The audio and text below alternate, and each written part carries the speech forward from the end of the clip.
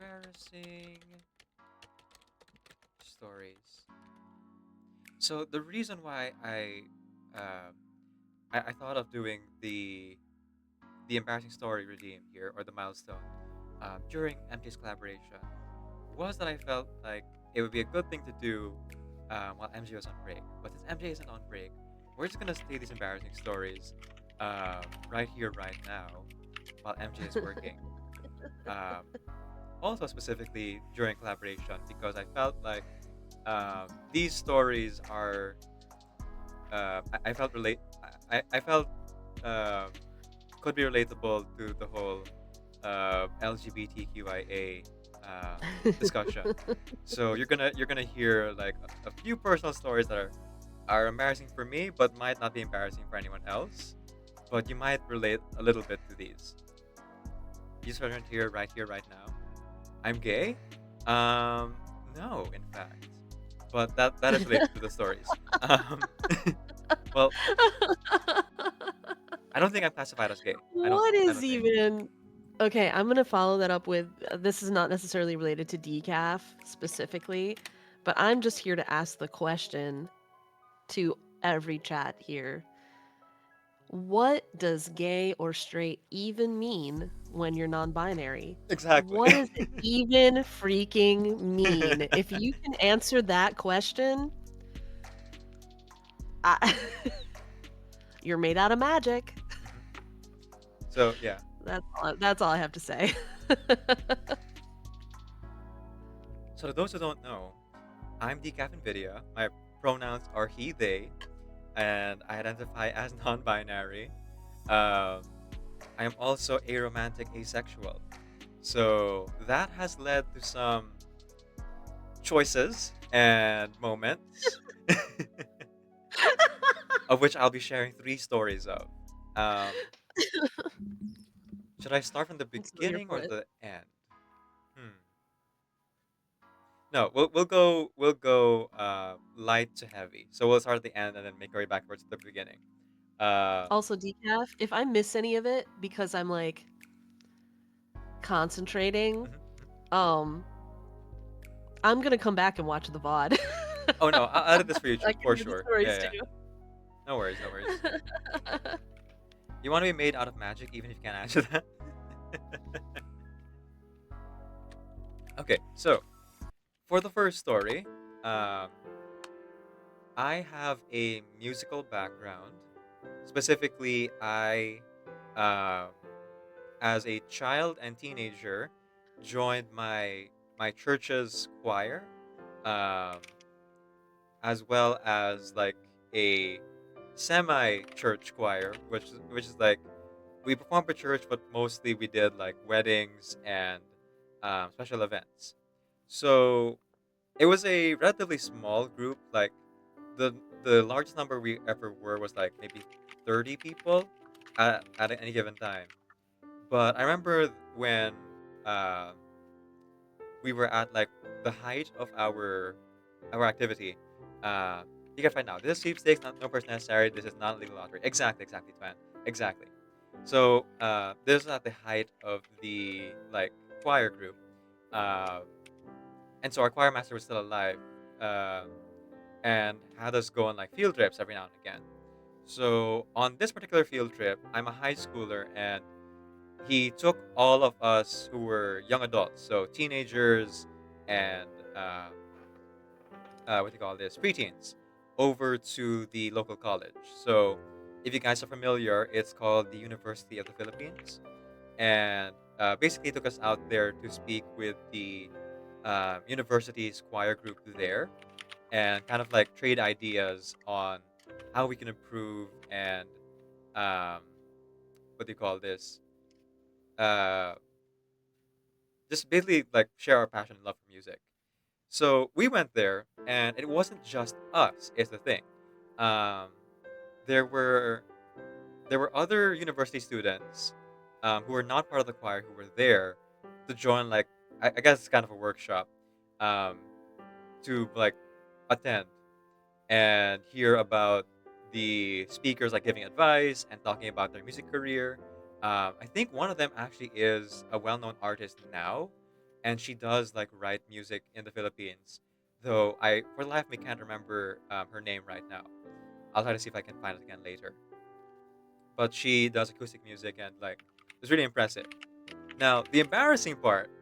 So that's just like background. The embarrassing part is, uh, remember, we are all music nerds, or are there because we're just there to like sing for church, right? So not many people in the group are extroverted like I am. And so there being a bunch of university students and people who were there, that we weren't familiar with, um, a lot of my choir group was very quiet and very demure, very mindful. And I was like, "Oh, I gotta break the ice. I'm one of the only extroverted people here." So I turned to the nearest person beside me, and I, according to my choir mates, turned on the charm, um, making a bunch of small talk, um, with this girl beside me, all about music and life, and then uh, what I like to do as a hobby and things like that. I was really trying to break the ice because like my plan was I'll talk to this one girl first, and then I'll talk to the rest of the group, and I did do that. I did like break the ice, and I was able to get everyone talking. Um, but so this girl, being the focal point of my attention at the beginning, was apparently blushing a lot while I was talking to her, and I didn't pick up on any of that. And after the fact, um, all of my friends were telling me that she was really embarrassed and thought that I was hitting on her, and I had to explain that, guys, I don't swing that way. And I felt so bad because like, oh no, was I leading this person on? Did I just create a terrible experience for this person that they will look back on and be like, were they coming on to me? And I couldn't explain at the time because I didn't know that, oh no, my actions have consequences. People are complicated, Decaf. People are complicated. It's not your fault, though. So yeah, according to my friends, I turned on the charm and rizzed up this girl. Um, I was like smiling at them and did all the things that you're not supposed to do if you're not hitting on someone. Hey, at least, you now know the power of your own Rizz. Right?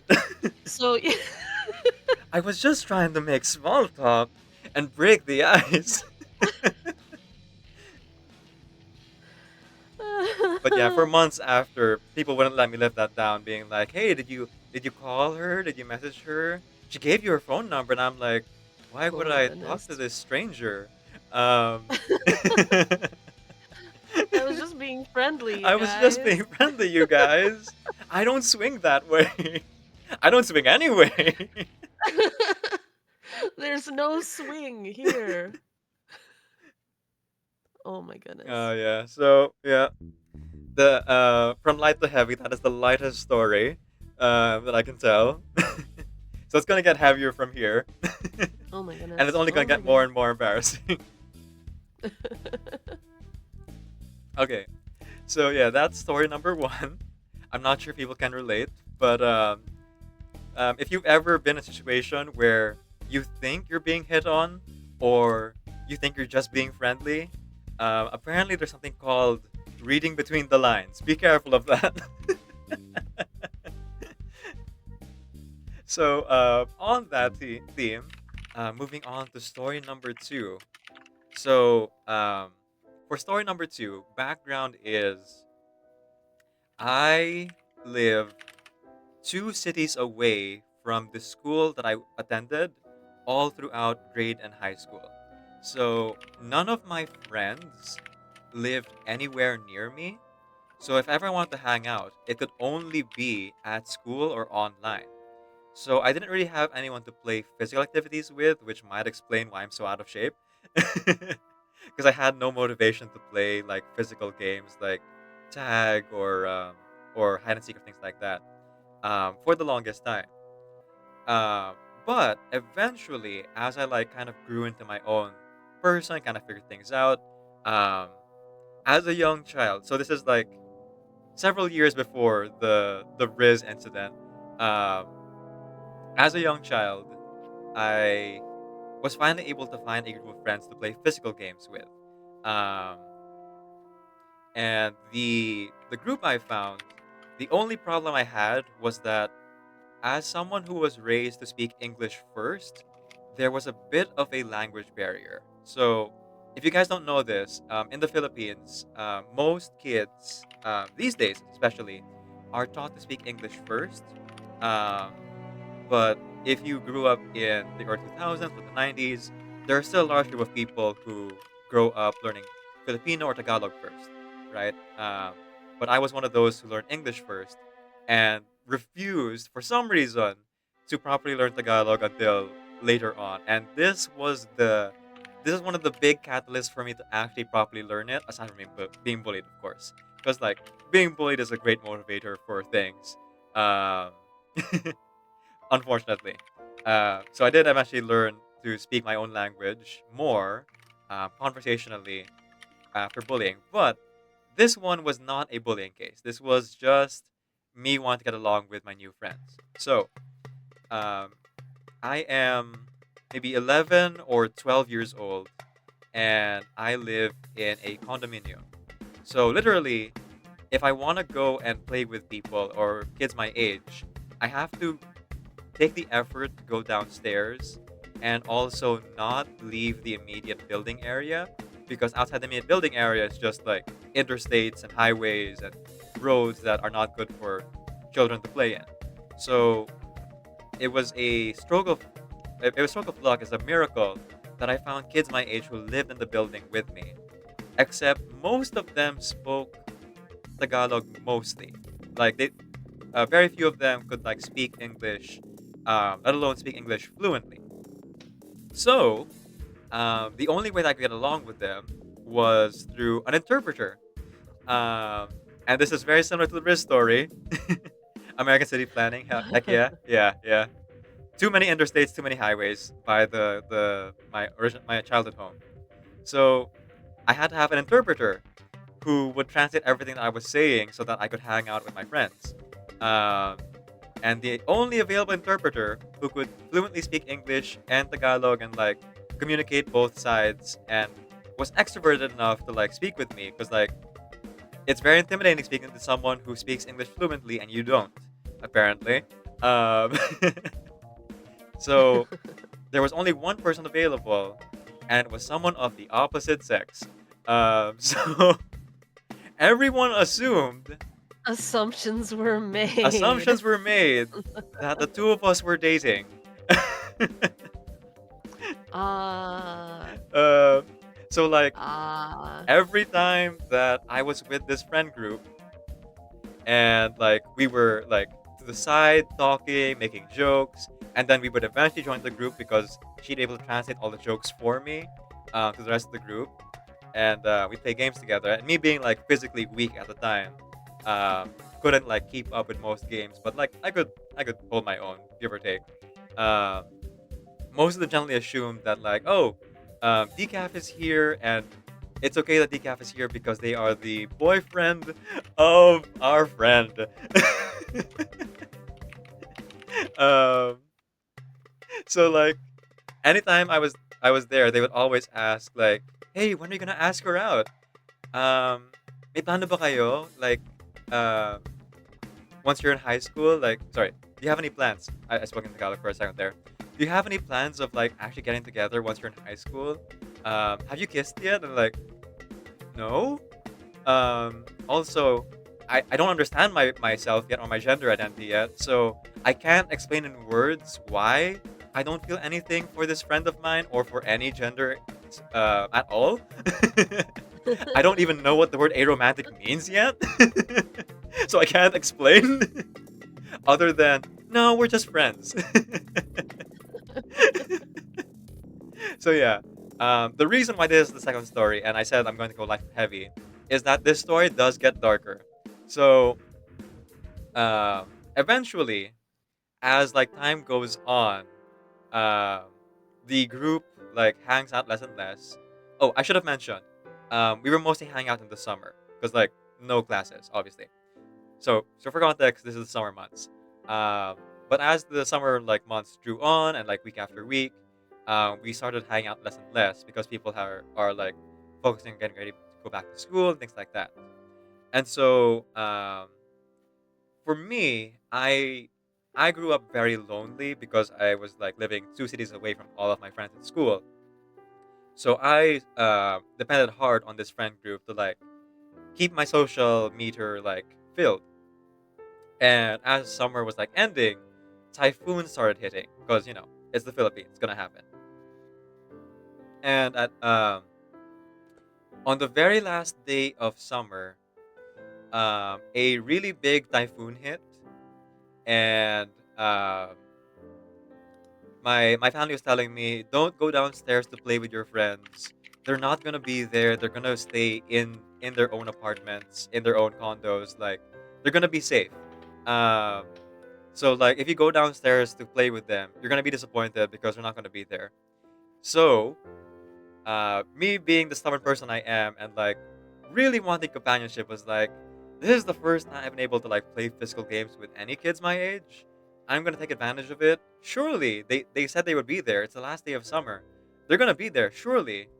And so I get my playing clothes on and I go downstairs and it's semi flooding. Um, the floor is like not ankle deep but like close to ankle deep in water, and I'm there and I'm like, hmm, no one's here. And it was really sad and embarrassing and disappointing. Oh. And so I'm just standing there for what must have been 2 hours, just waiting for my friends. Because, like, thinking, it's the last day of summer. Surely they're going to be here to say goodbye. Um, Oh no. but no one showed up. And, That's and so then, sad, Decaf. yeah, yeah. No one showed up. Um, and then I'm waiting there for hours and hours. And eventually, um, like I'm on my way back up and I take and I'm about to take the elevator and the elevator door opens and you'll never guess who stepped out. Um, Out steps my interpreter, and she is like, "Oh, Decaf, you're here." Obviously, my name's not actually Decaf, but they call me something different. Decaf, you're here. You're not supposed to be here. We're all staying home, um, and we already said goodbye yesterday after you went home early, because you were worried about of also like the rain and stuff. And I was like, oh, okay, all right, I guess this is goodbye then. I said, yeah, goodbye. So she steps out the elevator, I step in, and that is the last time I see any of them because apparently, most of them either moved away, or got really busy with school, so I never really saw any of them again. But I still think about that sometimes. That those few hours, like standing um, in flooded water, waiting for my friends to show up. It's very sad, but also like um, I very much treasure the experience of like having friends to play with my age, and it did help me like make better friends once I entered high school, because like I had that experience of like, oh, this is what friendship is supposed to be like, and not Oh. and not what the other thing that happened that I've told the other story before, uh, of like why I'm so uh, why I get so easily attached to people, and why I have abandonment issues with like friends my age. But that's a story for another day. Anyway, um, the point of that story is, um, even though it's fleeting, and even though friendships can come and go, it's okay. That that is still something to like look back on, and something I very much treasure and appreciate. That I spent a whole summer with kids my age, um, as I was still like a child. D- Tangerine thinks this should be a Shinkai film, and I agree.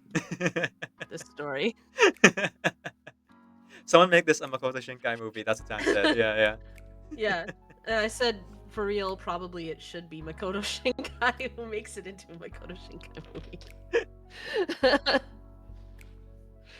uh, But yeah, uh, as we move backwards, I like have less and less context for my own feelings about friendship and romance. And as we move backwards, it gets harder and harder to like express those, right? So compared to the first story, where I actually knew I was like uh, somewhere on the LGBT spectrum already, even if I didn't have the words for it yet. As a little kid, I had no idea, no idea. it's such a big deal. Having vocabulary Mhm. and context for your feelings is such a huge deal. And when you don't have it, it's so confusing. Right, It's so exactly, confusing. exactly.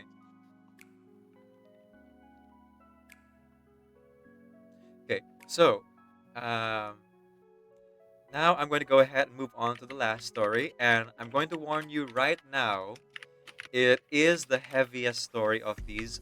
So if you need to step away, or if you need to lurk because you are, triggered by this last story, I will totally understand. Um, I might start tearing up a little bit. So like, fair Oh. warning for that. So like I said, I'm gonna get, the stories are gonna get heavy and heavier. So um, this is preschool age. So like kindergarten, um, kindergarten prep. Um, and I was just diagnosed with ADHD autism. So at least that one I had vocabulary for. But because of the time period and um, kids being kids, like kids are wonderful but also very judgmental, especially to other kids. Uh, when I was diagnosed with ADHD and like I found out I'm on the autism spectrum, um, I felt very isolated and had a lot of trouble. I had a lot of trouble like making friends. So like I would do my best to quote unquote conform and fit in and like try to talk about the things that other people enjoy that I didn't necessarily enjoy. I didn't yet know how to like um what my current tactic is, which is get people to talk about their passions and then because they're passionate about it, I can start learning about it and get passionate myself. That has worked for me. But at the time, it felt very much like work. Like, oh yeah, people are talking about um, their crushes and video games that I don't play, and the latest TV show and the celebrity gossip that I cannot relate to. And I am over here in the corner, just like reading my books and doing my best to like be visible but feeling invisible. So it is like uh difficult to like be in that state, especially because I'm extroverted. So it was a weird mix of like um I'm extroverted and yet I can't interact with anyone because I'm having trouble because of my ADHD. So anyway, Mm. to the embarrassing part. Um After about a year of that, I graduated from kinder and went to preparatory school. Um I was really desperate for friends. Really, really, really desperate for friends. And a lot of my friends had moved away, who had actually been able to tolerate me um, from that year. So the only way I could figure that I could make friends was to conform. And again, I did not know what aromantic or non-binary meant, especially as a 6-year-old. So um, everyone is talking about, oh, I have a crush on this person. Do you have a crush on this person? I have a crush on this person too. And and I go like, oh yeah, me too. I definitely have a crush on the teacher. Uh huh. Anyway, what are we talking about? You guys want to play games together? I'm reading this really lovely book by Terry Pratchett. It's called Discworld. Do you want to talk about that? No? You want to keep talking about your crushes? Okay, let's keep talking about our Oh, crushes. That's oh all good. no. At least the teacher is sort of a safe crush to have Yeah, yeah. because at least like there's no danger that like if it was another classmate, there's a danger that the classmate's gonna be like, "Oh, I have a crush on you right back, Oh, yeah, yeah. woohoo!" And then you're like, "Whoa, no, what have I done?" Exactly, exactly. At least the teacher is an unattainable crush and much safer in that respect Yeah, but the for embarrassing, a fake crush. yeah, for a fake crush, for a fake crush, for sure, for sure. It's like, yeah, guys, I'm just like you. I'm one of the guys. I get Oh, crushes on right. people. That's a thing. Totally, totally. And I know what that means and what I'm talking Uh about. huh, uh huh. Definitely. I definitely want to get pregnant with the teacher's babies.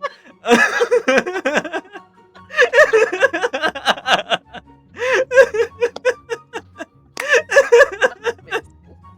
Amazing. Because that was last conversation.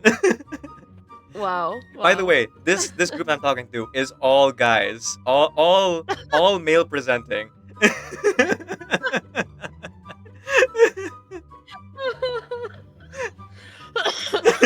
Serena, that's an excellent question. What did you space back into? I don't know.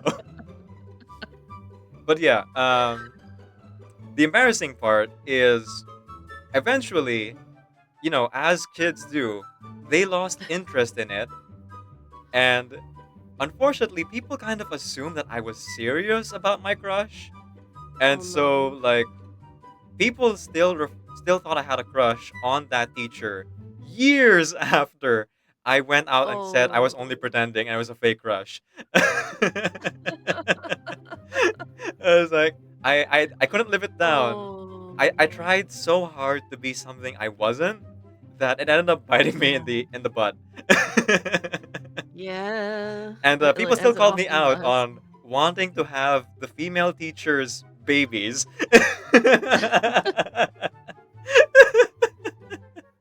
Oh my gosh. Oh my Cause you, goodness. cause Oh you my know, goodness. when you hold hands, the sweat in your palms is how you get pregnant. That's how that works. Obviously. Obviously. Obviously. Everybody knows that. And the sad thing about it is that the even though I tried so hard to like conform and force myself into this box that I clearly did not fit in and made me so uncomfortable, uh, all my friends from that group stopped being my friends because literally we had nothing in common. There was nothing we had in common. So lesson learned, I suppose. Don't try to make friends just for the sake of it. I learned our lesson the hard way.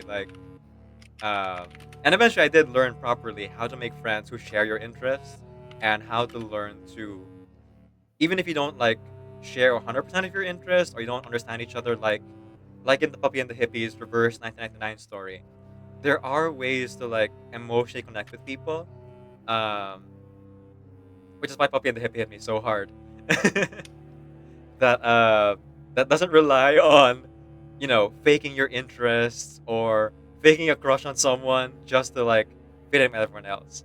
Oh, and I should mention, the teacher 100% knew both that I announced that I had a fake crush on her and that I made that very wild statement. Um, and I think kind of clocked that it wasn't the real crush. Cause I'm like, sure the teacher thought it was yeah, hilarious and yeah, kind of adorable, probably. yeah. It's like the teacher was so kind as to not call me out on my bluff. Yeah. That is, teachers are pretty good at that, I would say, most of the time. Oh man, so embarrassing. But yeah, those are my three embarrassing stories. For your entertainment. And the theme of all of it is um, don't force yourself to conform, and it's okay to like announce to everyone, especially in advance, um, how you feel about things and what your identity is. Because otherwise, it can lead to misunderstandings. Don't make friends with people who don't have a crush on the teacher. Got it. No, Swan! Not the moral. Definitely not the moral. So that's why your knees are weak and arms are heavy. Okay. Whew. Did not end up tearing up about that one. Thank goodness. I didn't realize how much time I would spend on sharing embarrassing stories. Who knew? I mean, they were good stories, and it's always, I don't know, that's always good content on the stream, and like people enjoy that. So you're gonna go on a little bit, you know? Yeah. It took me a long time to realize I was aromantic. And apparently, according to my friends, I broke many hearts. Decaf the heartbreaker, you to guys. to all the You heard it to here. all the men and women that I've accidentally catfished, I'm so sorry. I don't feel like it's catfishing when there's no intent to deceive. I feel like there has to be an intent to deceive for it to be catfishing. I think you were just like being yourself. You were just being like friendly and charming like you are. And people made their own assumption and that was foolish of them. I feel like I That's should. all. I feel like I should have my Instagram post be like me at a Pride event or something, just so that people will like. Mm, If anyone they'll at tries to least cyber stalk know. me, yeah, Yeah, they'll at least know there's something yeah. that maybe they don't know about Yeah, you. yeah, exactly. They'll at least figure out the LGBTQA plus spectrum. They might not guess the ace spectrum Yeah, yeah. specifically. Um I see Please Shadow. no, Shadow. Welcome in, by Please the way. no. Welcome in, welcome in. I hope you're joking. I hope you're joking. I'm sure she's joking. Oh my gosh. Uh, I am. I don't know if you guys can see it on camera, but my face is so red right now from those stories. wait, I gotta go look at. Hold on, I don't have your tab up because I believe it or not, I've been working through this. Let's see. I'm getting somewhere with this. All right, let's look at Decaf's. Oh, something happened with. Oh, probably because I switched out of the tab. Jeez. I gotta refresh your stream, Decaf. It's fine. It's fine. If Sunny, I want I really to didn't hydrate. see your embarrassment with my own eyes. No, Twan. Please no, Twan. Please no, I Twan. can't necessarily tell that your face is red, but I can see the sort of like chagrined expression, and that's pretty good. Mm. Now we know what the M stands for in MJ and the D stands for in Decaf. Oh my No, goodness. no, no, no, no, no, Elijah. no. Elijah, no. Daddy, no. Daddy, yes.